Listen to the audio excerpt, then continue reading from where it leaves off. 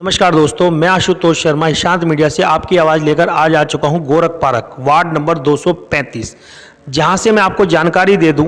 यहां से भाजपा से कुसुम तोमर, आम आदमी पार्टी से प्रियंका सक्सेना और कांग्रेस से आरती सेन मेरे साथ हैं, जो प्रदीप सेन की वाइफ है, जो सामाजिक कार्यकर्ता। आज वो मेरे साथ जुड़ी हुई हैं।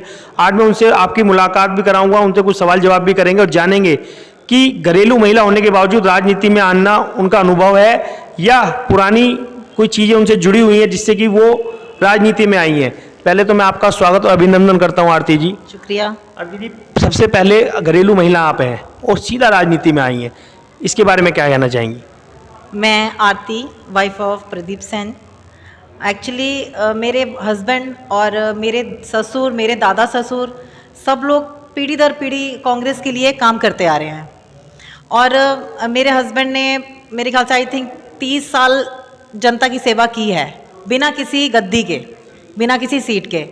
तो जब हमारे पास पावर्स होंगी तो ऑटोमेटिकली हम अच्छे से काम कर पाएंगे। जो काम हम नहीं कर पा रहे, जिन कामों के लिए हमारे हाथ बंद जाते हैं या हमें किसी और से बोलना पड़ता है, तो वो एमसीडी के काम हम खुद कर पाएंगे और जनता की सेवा कर पाएंगे। लेकिन आपका जो मुकाबला है, सामने दो ऐसी पार्टियां हैं, यदि मैं भाजपा की बात करूं, मोदी योगी के और हिंदुत्व के नाम पर वो वोट मांग रहे हैं और 15 साल वो कह रहे हैं हमने बहुत विकास करा एमसीडी में, और दूसरी तरफ झाड़ू जो फ्री बिजली पानी वो कह रहे हैं जनता का पैसा ही, लेकिन बांट रही हैं, शोर मच रहा है। ऐसे में आपका बने रहना, कांग्रेस का बने रहना कितना मुश्किल और कितना आसान है?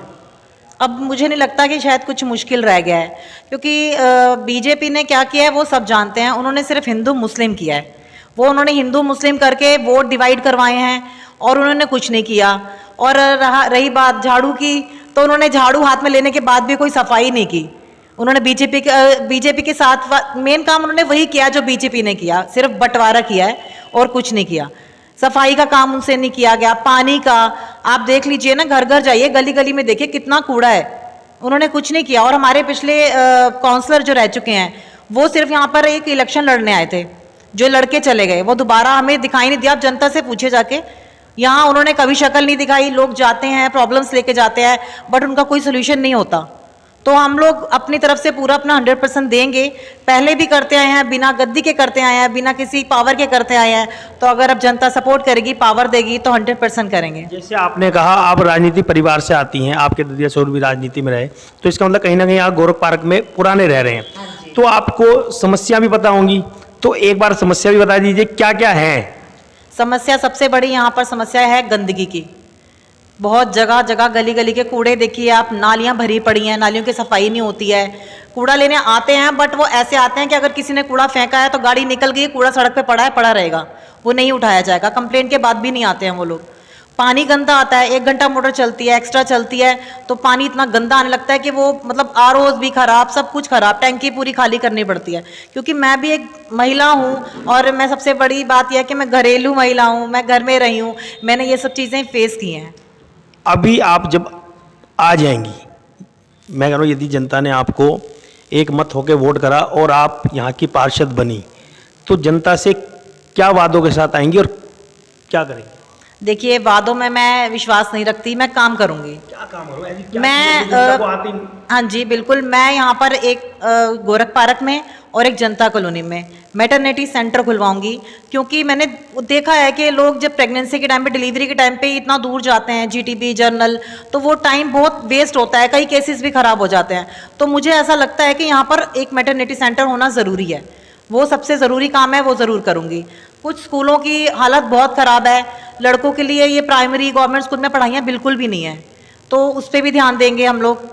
ये काम तो ज़रूर करेंगे, सफाई का काम तो है ही है।